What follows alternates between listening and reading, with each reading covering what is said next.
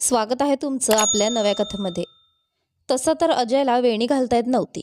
मोनिका आता 6वीत गेली होती, पण अजयला अजूनही नीट वेणी घालता येत नव्हती. त्याने घातलेली ती ढिलीढाली आणि विस्कटलेली वेणी पाहून मोनिकाने तोंड वाकडं केलं. ती रागाने म्हणाली, "बाबा, शाळेत सगळ्या मुली माझी चेष्टा करतील." अजयने तिची समजूत काढत म्हटलं, "कोणी काही म्हणणार नाही ग. तू एवढा विचार नको करत जाऊस. शिकेन मी हळूहळू." मोनिकाने रागाने तोंड फुगवलं आणि आपली बॅग उचलली. "तुम्हाला कधीच जमणार नाही," असं म्हणत ती चालू लागली. अजयने तिच्या हातातून बॅग घेतली आणि आपल्या खांद्यावर अडकवली. तो म्हणाला, "अगं येईल ग मला. तुझी पोनी बांधायला शिकलो ना मी, तसंच हे सुद्धा शिकेन. फक्त मला थोडा वेळ दे." मोनिकाने काहीच उत्तर दिलं नाही. ती एकदम गप्प झाली होती. अजयच्या पत्नीला, सुनीताला जाऊन आता 4 वर्ष झाली होती. एका कार अपघातात तिचा मृत्यू झाला होता. त्या एका अपघाताने अजय आणि त्याच्या मुलीकडून जणू जगण्याचा हक्कच हिरावून घेतला होता. ती काळ रात्र अजय आजही विसरू शकत नाही. ते तिघही रात्रीच्या वेळी महाबळेश्वरवरून आपल्या घरी परतत होते. गाडीत अजय आणि सुनीता पुढच्या सीटवर बसले होते आणि मोनिका मागे होती. रात्र बरीच झाली होती आणि मोनिका मागे झोपली होती. अजय गाडी खूप वेगाने चालवत होता. बोलता बोलता सुनीताचाही डोळा लागला होता. अजयने तिचा हात पकडून तिला हलवलं आणि म्हटलं, "सुनीता, अगं उठ ना, मला साथ दे." कारण रात्रीच्या त्या प्रहरात गाडी चालवताना अजयलाही आता डुलक्या येत होत्या. तिने कशाला तरी डोळे उघडले आणि म्हणाली, "अजय, प्लीज मला त्रास देऊ नको ना." अजय थट्टेने म्हणाला, "का देऊ नको त्रास? बघ, जर मी शांतपणे गाडी चालवली तर मलाही झोप येईल." अजय सुनीताकडे बघून म्हणाला. तिचे डोळे झोपेने पूर्णपणे जड झाले होते. तिला डोळे उघडणंही कठीण जात होतं. ती कशीबशी म्हणाली, "मला आता अजिबात जागं राहता येत नाहीये. प्लीज तू हवं तर गाणी ऐक." अजयने गाडीचा वेग आणखीनच वाढवला, पण अचानक त्याला झोपेची एक जोरदार डुलकी आली आणि समोरून येणाऱ्या गाडीला त्याची गाडी जोरात धडकली. गाडीच्या काचांचा चक्काचूर झाला. अजयने बचावासाठी स्वतःच्या तोंडासमोर हात धरले. त्याला सुनीता आणि आपल्या मुलीच्या ओरडण्याचे आवाज ऐकू आले, पण त्याच्या डोक्याला कशाचा तरी मार लागला होता आणि तो शुद्ध हरपून बसला. जेव्हा अजयला शुद्ध आली, तेव्हा तो हॉस्पिटलच्या एका फोल्डिंग बेडवर होता. त्याच्या डोक्याला पट्ट्या बांधलेल्या होत्या. एक नर्स त्याची ड्रीप बदलत होती. अपघाताची आठवण येताच तो ताळकन उठून बसू लागला.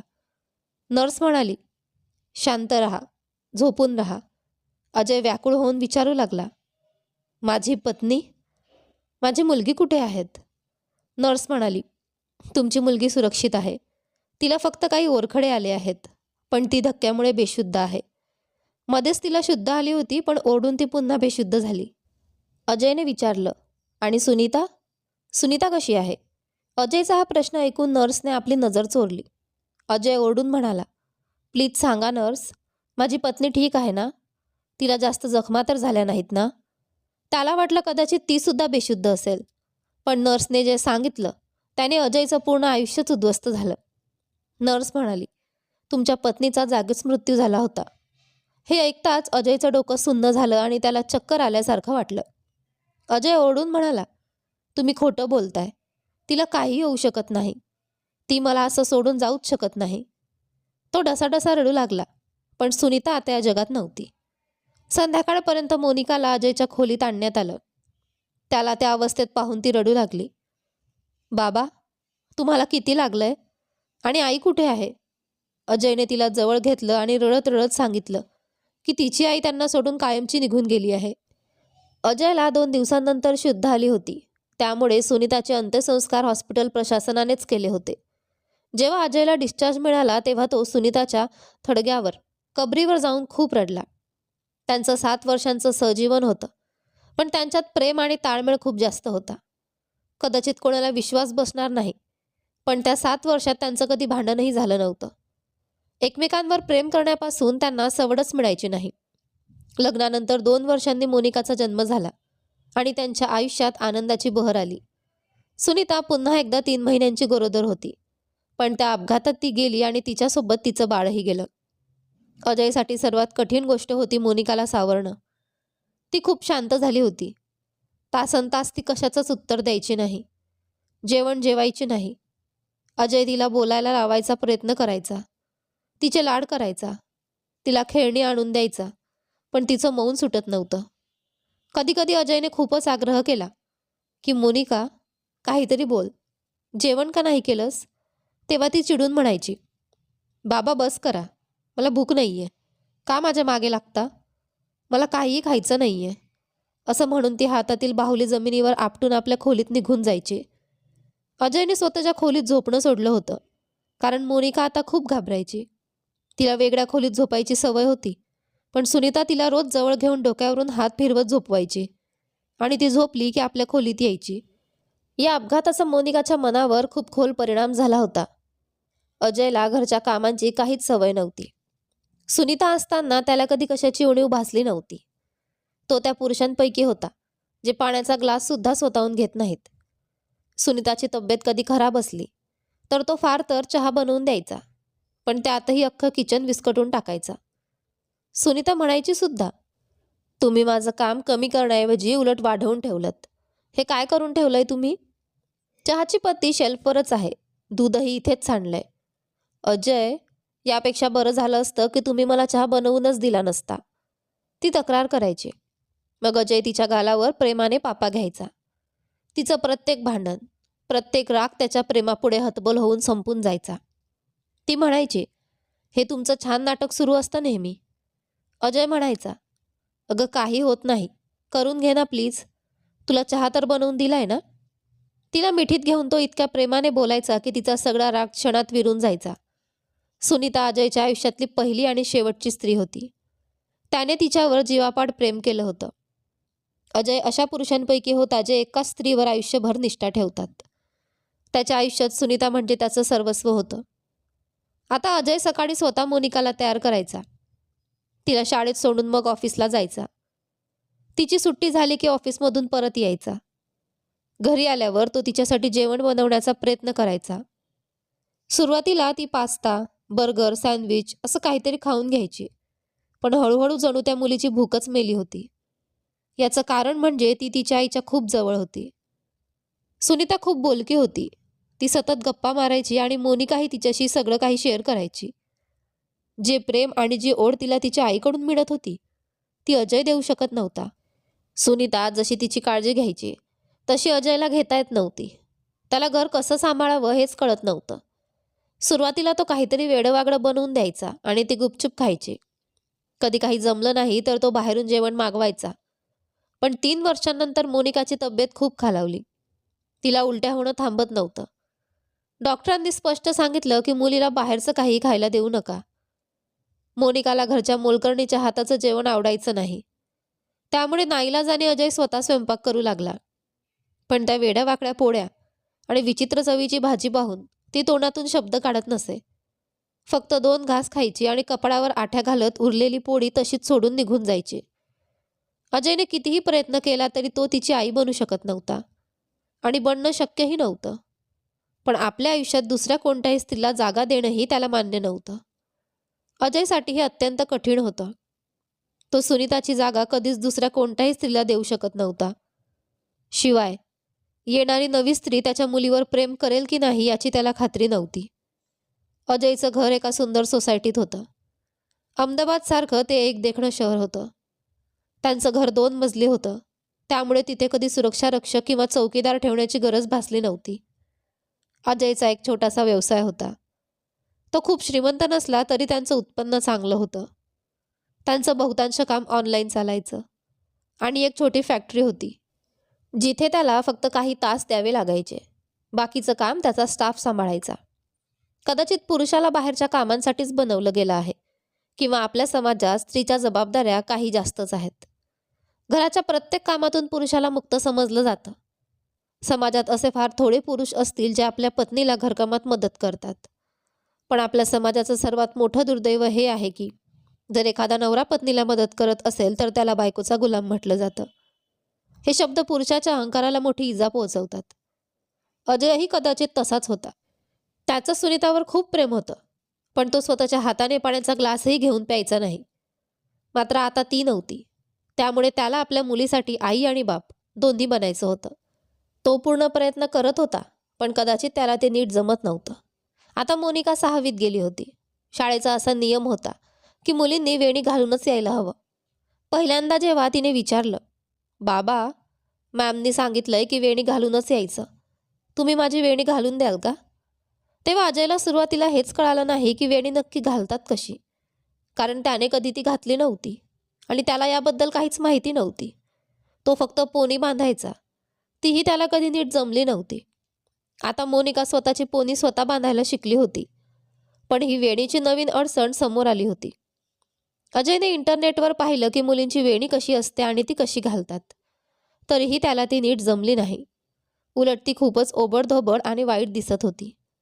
जेव्हा मोनिकाने आपले केस पाहिले तेव्हा ती रडवेल्या स्वरात म्हणाली, बाबा, हे काय केलं तुम्ही? माझ्या केसांचा पूर्ण सत्यानाश केलात. शाळेत सगळ्या मुली माझी चेष्टा करतील. तुम्ही खूप वाईट बाबा आहात. तुम्हाला बाबा बनता येतच नाही आणि तुम्ही कधी बनूही शकणार नाही. तिच्या डोळ्यात मोठे मोठे अश्रू जमा झाले होते. तिने एका मिनिटात ती वेणी सोडली, पोनी बांधली आणि निघून गेली. अजय तिच्या मागे धावला. अगं ऐक ना स्वीट हार्ट, मी शिकेन ग वेणी घालायला. अजयला मोनिकाला नाराज करणं पटत नव्हतं. ती आधीच इतर सामान्य मुलींसारखी नव्हती. ज्या घरात मुली असतात तिथे हसण्याचे, खेळण्याचे आणि गप्पांचे आवाज घुमत असतात. पण त्यांचं घर मात्र शांत झालं होतं. अजयच्या घरात मात्र शांततेचे राज्य होते. मुलींना एवढ्या गप्पा मारायला कसं काय आवडतं हेच अजयला कधी समजले नाही. आपण नक्की काय बोलावे म्हणजे मोनिका इतर सामान्य मुलींसारखी वागेल हेच त्याला कळत नव्हते.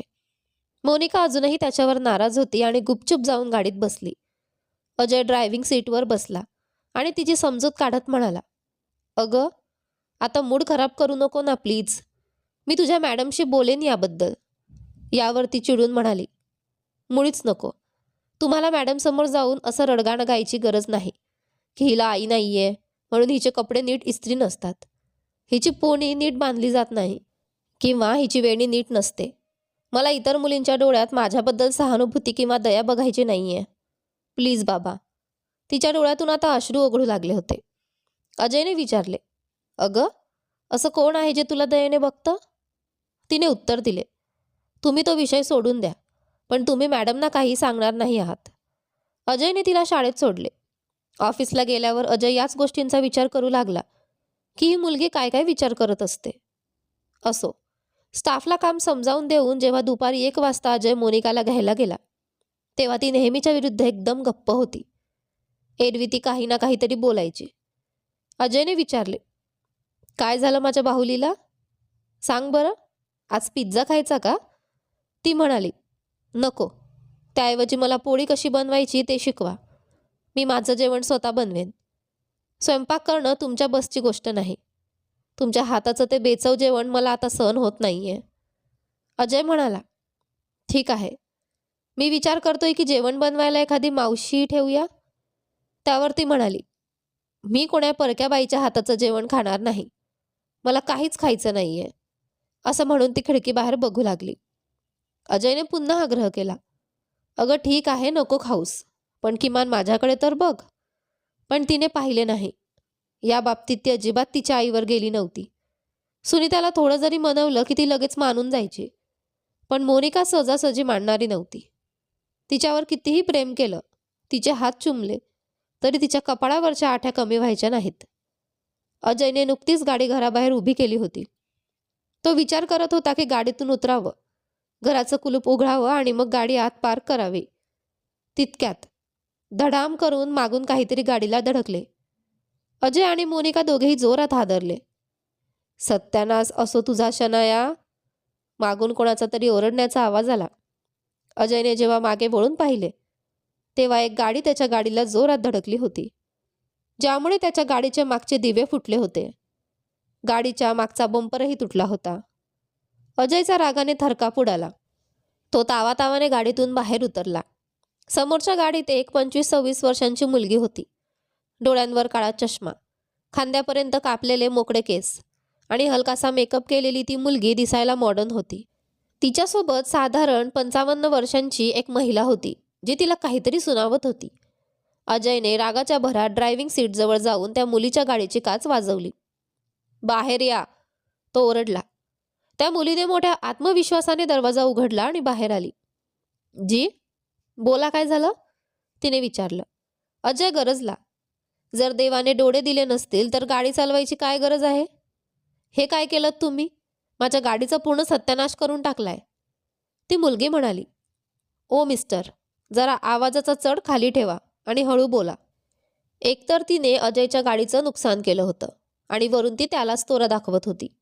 ती वयस्क महिलाही बाहेर आली आणि म्हणाली. शनाया, मी तुला आधीच सांगत होते.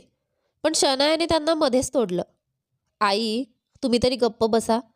प्रत्येकासमोर मला वाईट ठरवता. मग ती अजयकडे वळून म्हणाली. मिस्टर, गाडीच्या काचेवर तुम्हाला एल लिहिलेले दिसत नाहीये का? अजयने गाडीच्या काचेकडे बारकाईने पाहिलं. तेव्हा पुढच्या काचेच्या एका कोपऱ्यात छोटासा एल लिहिला होता. ती मुलगी मोठ्या तोऱ्यात म्हणाली. याचा अर्थ असा की मी अजून ड्रायव्हिंग शिकतेय, त्यामुळे माझ्या गाडीपासून लांब राहायचं असतं. अजय वैतागून म्हणाला. जास्त शहाणपणा शिकवू नकोस. हे जे नुकसान केलंस ना, त्याचे गुपचूप 15,000 रुपये काढ. त्याचवेळी मोनिकाही गाडीतून उतरून अजयच्या शेजारी येऊन उभी राहिली. ती मुलगी पुन्हा ओरडली. कसले 15,000?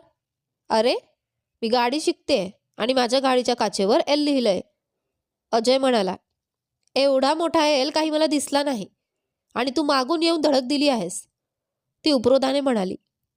मग चष्म्याची गरज तुम्हाला आहे. तुमचीच नजर खराब आहे. यात माझी काहीच चूक नाही. तुमची ही खटारा गाडी मागे घ्या. मला पुढे जायचं आहे आणि मला गाडी मागे घेता येत नाही, फक्त पुढे चालवता येते. ती मोठ्या मिजाजीत आपल्या अकार्यक्षमतेचे प्रदर्शन करत होती. अजय रागाने म्हणाला. जर गाडी चालवता येत नाही तर ती बाहेर काढायची काय गरज आहे? घरात ठेवत जा. बघ, माझं नुकसान भरून दे, नाहीतर मी. ती डोळे वटारून अजयकडे बघू लागली आणि म्हणाली. नाहीतर काय? सांगा, काय करणार तुम्ही? तिने एखाद्या भांडखोर बाईसारखे दोन्ही हात कमरेवर ठेवले आणि अजयकडे पाहू लागली. अजयने आजवर कधीच कोणत्याही मुलीशी असं भांडण केलं नव्हतं. तेवढ्यात तिची आई मध्ये आली आणि म्हणाली. शनाया, तू मागे हो. बेटा, तू सांग तुझं किती नुकसान झालंय. मी पैसे देते. पण त्या माऊलीने पर्समधून पैसे काढण्यापूर्वीच त्या मुलीने आपल्या आईची पर्स हिसकावून घेतली. आई, मी काही फुकटचे पैसे कमवत नाही जे तुम्ही कोणत्याही एऱ्यागेऱ्याला देऊन टाकाल. बघा मिस्टर, माझ्या गाडीवर स्पष्ट एल लिहिलंय, त्यामुळे मी 1 रुपयाही देणार नाही. तुम्हाला काय करायचंय ते करून घ्या. अजय म्हणाला. अच्छा, असं आहे तर. ती म्हणाली. हो, असंच आहे. अजयने इकडे तिकडे पाहिलं. समोरच एका घराचं काम सुरू होतं. त्याने तिथून एक विटेचा तुकडा उचलला आणि जोरात त्या मुलीच्या गाडीच्या समोरच्या काचेवर मारला. काचेचा चक्काचूर झाला. अजय शांतपणे म्हणाला. झाला हिशोब बरोबर. ती मुलगी तोंड वासून आणि डोळे फाडून अजयकडे बघतच राहिली. ओ मिस्टर, हे काय केलं तुम्ही? देवा रे, माझ्या गाडीची काच फोडली. 4 दिवसांपूर्वीच बँकेतून कर्ज काढून हप्त्यावर गाडी घेतली आहे मी. अजून तर पहिला हप्ताही भरला नाहीये. ती मुलगी रडकुंडीला आली होती. अजय ठामपणे म्हणाला. जशी ही गाडी तुझ्या कष्टाच्या पैशांची आहे, तशीच माझी गाडी ही कष्टाच्याच पैशांची आहे. यापुढे डोळे उघडे ठेवून गाडी चालवत जा. असं ठणकावून सांगत अजय आपल्या घराच्या मुख्य गेट पाहेल गेला. त्याने कुलूप उघडला आणि मोनिकाला म्हणाला. बेटा, तू आज जा. ती मुलगी मात्र बाहेरून ओरडत होती. मी तुला सोडणार नाही. तुझ्या गाडीला मी आग लावून देईन. बघच तू. अजयने तिथूनच दम दिला. नीट बोलायचं, नाहीतर. तेवढ्यात त्या मुलीच्या आईने तिचा हात पकडला आणि म्हणाली. शनाया, चूक तुझीच आहे. देऊन टाकायचे होतेस 15,000 रुपये. शनाया रागाने लाल होऊन म्हणाली. आई, मी याला सोडणार नाही. मी याच्याविरुद्ध केस करणार. याने माझ्या गाडीची काच फोडली आहे. अजयने गाडी आत घेतली, पार्क केली आणि घराचा दरवाजा बंद करून घेतला. उद्धट मुलगी, तो पुटपुटला. अजय आत आला तेव्हा मोनिका म्हणाली. बाबा, तुम्ही फक्त मला पीठ मळून द्या. पोळी मी स्वतः बनवेन. अजय म्हणाला. बाळा, तुझा आधी युनिफॉर्म बदलून ये. मी बनवतो पोळी. यावेळी नक्की गोल पोळी बनवेन. ती म्हणाली. नाही, तुम्हाला जमणार नाही. मीच बनवते. ती खोलीत निघून गेली. अजयने पटापट पीठ मळण्याच्या मशीनमध्ये पीठ मळलं, कारण हाताने पीठ मळणं त्याला कधीच जमण्यासारखं नव्हतं. पोळ्या लाटताना त्याचा एप्रान पिठाने पांढरा फटक झाला होता. आज त्याने एक शक्कल लढवली. पोळी लाटल्यानंतर त्यावर एक वाटी ठेवून त्याने ती गोल कापली. यावेळी पोळी खरंच गोल झाली होती. मोनिका कपडे बदलून आली तेव्हा अजयने अभिमानाने दाखवलं. हे बघ, एकदम गोल पोळी. तोपर्यंत त्याने 2-3 लहान पण गोल पोळ्या बनवल्या होत्या. तिने ती पोळी हातात घेऊन पाहिली. अजयकडे पाहिलं आणि ती हसायला लागली. अजयने विचारलं, आता काय झालं? ती म्हणाली, बाबा, जरा तुमचा चेहरा तरी बघा. तिने अजयचा हात धरला आणि त्याला आरशासमोर नेलं. अजयच्या पूर्ण चेहऱ्यावर आणि केसात पीठ लागलं होतं. पण त्या निमित्ताने का होईना त्याच्या मुलीच्या चेहऱ्यावर हास्य होतं. अजय म्हणाला, काही हरकत नाही. तुझ्यासाठी मला आता परफेक्ट डाएट बनावंच लागेल ना? मोनिका हळूच म्हणाली, थँक्यू सो मच. इतक्या वर्षात तिने पहिल्यांदा त्याला थँक्यू म्हटलं होतं. रात्रीच्या जेवणाची अजयला काळजी होती. त्याला माहीत होतं की ती भाजी खाणार नाही म्हणून त्याने ऑमलेट बनवलं. इतक्या वर्षात अजयला एकच गोष्ट नीट जमू लागली होती, ती म्हणजे ऑमलेट. मोनिका ही बिचारी तक्रार न करता ते खाऊन घ्यायची. फरमाईश तर ती तेव्हाच करेल ना, जेव्हा अजयला चांगलं काही बनवता येईल. जेवताना ती म्हणाली, बाबा, तुम्ही भांडण मात्र खूप छान करता. अजय चमकून म्हणाला, म्हणजे? मी तुझ्याशी कधी भांडलो? ती हसून म्हणाली, माझ्याशी नाही, त्या बाहेरच्या ताईंशी. जेव्हा तुम्ही त्यांची काच फोडली ना, तेव्हा माझ्या डोळ्यांवर विश्वासच बसत नव्हता. अजय हसून म्हणाला, बरं, म्हणजे तुला वाटतं तुझे बाबा खूपच साधेभोळे आहेत? तसं काही नाहीये. मला 2च गोष्टी खूप प्रिय आहेत. एक माझी मोनिका आणि दुसरी माझी गाडी. त्यानंतर रात्रीसाठी अजयने एका कुकिंग चॅनलवर बघून पुलाव बनवला, जो बऱ्यापैकी चांगला झाला होता. त्यांच्या घरी कामाची मावशी संध्याकाळी यायची, कारण दिवसा घरात कोणीच नसायचे. ती घर साफ करून निघून गेली तोपर्यंत पुलाव तयार झाला होता. अजय आपल्या मॅनेजरला फोन करून ऑर्डर्सबद्दल विचारू लागला. अजय आपल्या मॅनेजरशी फोनवर बोलत असताना मोनिकाच्या खोलीपाशी आला आणि अचानक त्याचे पाऊल थबकले. आतून कोणाचे तरी हुंदके देऊन रडण्याचा आवाज येत होता. अजय फोनवर म्हणाला, जतीन, मी तुला नंतर फोन करतो. फोन बंद करून त्याने दरवाजा उघडण्याचा प्रयत्न केला, पण तो आतून बंद होता. अजयने दरवाजा ठोठावला. मोनिका, बेटा दरवाजा उघड. हुंदक्यांचा आवाज एकदम बंद झाला. 2 मिनिटांनी मोनिकाने दरवाजा उघडला. तिचे डोळे रडून लाल झाले होते, पण अजय समोर ती रडत नसल्याचं भासवत होती. अजयने विचारलं, तू ठीक आहेस ना? रडत होतीस का तू? काय झालंय? ती म्हणाली, काही नाही बाबा, काहीच झालं नाहीये. तिचे केस मोकळे होते आणि ती आरशासमोर उभी होती. अजय जवळ गेला तेव्हा त्याने पाहिलं की मोबाईलवर एक बाई वेणी कशी घालायची हे शिकवत होती. अजयला स्वतःचीच खूप लाज वाटली. तो म्हणाला, बेटा मी शिकेन ना वेणी घालायला. यावर मोनिका म्हणाली, नाही, तुम्हाला काहीच जमणार नाही. मला आता सगळं समजलंय. ज्या मुलांची आई नसते त्यांना सगळं स्वतःच करावं लागतं. मी करून घेईन. मला तुमची मदत नकोय. अजयने तिचा हात धरून थोडा दाबला. त्याला सांगायचं होतं की तो प्रयत्न करेल, पण तेवढ्यात ती वेदनेने विव्हळली. अजयने तिची तळहात पाहिला तर ती पूर्ण लाल झाली होती. हे काय झालंय? असं विचारताच ती अजयला बिलगून रडू लागली. बाबा, आज शाळेत टीचरने मला मारलं. वेडी घालून का आली नाहीस? असं विचारून त्यांनी हातावर छडी मारली. अजयचा राग अनावर झाला. तू मला आधी का नाही सांगितलंस? मी उद्याच्या उद्या मुख्याध्यापकांकडे तक्रार करतो. तुला हात लावणारी ती कोण? मोनिका त्याला अडवत म्हणाली, बाबा, ज्या मुलींनी वेडी घातली नव्हती त्या सर्वांना मार पडलाय, फक्त मलाच नाही. तुम्ही जाऊ शकता. मी आता वेणी घालायला शिकते आणि मी शिकणारच. अजयने तिला आरशासमोर खुर्चीवर बसवलं. 6-7 वेळा प्रयत्न केल्यानंतर अखेर अजयला वेणी कशी घालायची हे समजलं. जेव्हा त्याने एकदम परफेक्ट वेणी घातली तेव्हा मोनिकाच्या चेहऱ्यावर हसू आलं. काही दिवसांनी वीकेंडला अजय मोनिकाला किराणा सामानासाठी मॉलमध्ये घेऊन गेला. मोनिकाला चित्रकलेची खूप आवड होती म्हणून ती पेंटिंगचं सामान बघायला दुसऱ्या बाजूला गेली. अजय ट्रॉलीमध्ये घरचं सामान भरत होता. तितक्यात अचानक त्याच्या पायाला काहीतरी जोरात लागलं. अजय वेदनेने ओरडलाच.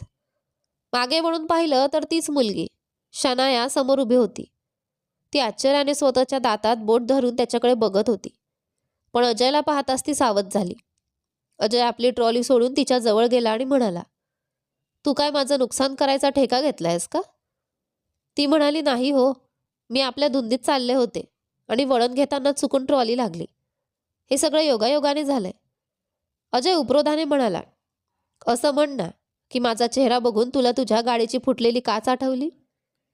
ती म्हणाली, बघा, मला तो विषय विसरायचा आहे. माझ्या आईने मला सांगितलंय की गोष्ट जास्त वाढवू नकोस. नाहीतर खरं तर मी तुमच्यावर केस केली असती. कारण माझ्या गाडीवर एल लिहिलं होतं आणि तरीही तुम्ही वीट मारून काच फोडलीत.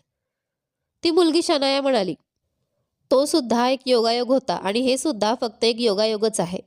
अजय चिडून म्हणाला, हे असले योगायोग माझ्याच बाबतीत का होतात? आधी माझ्या गाडीचा कचरा केला आणि आता माझ्या पायाचा. तुला नक्की काय हवंय माहीत नाही. ती म्हणाली, बघा, तेव्हाही माझी चूक नव्हती. मी गाडी शिकत होते आणि मला गाडी मागे घेता येत नाही. समोरून तुमची गाडी अचानक येऊन थांबली. मी तर सरळ येत होते. मला काय माहीत की तुमचं घर आलंय आणि तुम्ही एकदम ब्रेक मारणार आहात. म्हणून गाडी धडकली. आणि आत्ताही मी जशी वळले, तुम्ही अगदी समोर उभे होतात. आता माझ्या पोहोचण्याआधी ट्रॉली तुमच्यापर्यंत पोहोचली तर यात माझा काय दोष? तसंही पुरुषाला वेदना होत नाहीत असंच मी ऐकलंय. अजय म्हणाला, पुरुष काही लोखंडाचा बनलेला नसतो. त्यालाही वेदना होतात. ती उपरोधाने म्हणाली, ठीक आहे. सांगा पट्टी बांधायला किती पैसे लागतील? देऊन टाकते मी. अजय ओरडला, तुझे पैसे तुझ्या खिशात ठेव. माझ्यावर उपकार कर की पुन्हा माझ्याशी कधी टक्कर देऊ नकोस. ती सॉरी सॉरी म्हणत आपली ट्रॉली घेऊन पुढे निघून गेली. काही वेळाने सामान घेऊन अजय कॅश काउंटरवर पोहोचला. तेव्हा मागून मोठा आवाज आला. अजय आणि मोनिकाने मागे वळून पाहिलं तर तीच मुलगी रॅकमधून काहीतरी काढत होती आणि तिने डब्यांचा अख्खा ढिगारा खाली पाडला होता. तिथे उभा असलेला स्टाफचा मुलगा तिच्यावर ओरडत होता, मॅडम, हे काय केलं तुम्ही? या नुकसानीचे पैसे कोण भरणार? ती म्हणाली, मला फक्त माझा डबा हवा होता. मला काय माहीत हे सगळे पडतील. तेव्हा अजयला समजलं की या मुलीच्या हातात आणि पायातच काहीतरी दोष आहे. तिला नुकसान करायची सवयच असावी. संध्याकाळी जेवण झाल्यावर अजय मोनिकाला जवळच्या पार्कमध्ये घेऊन गेला.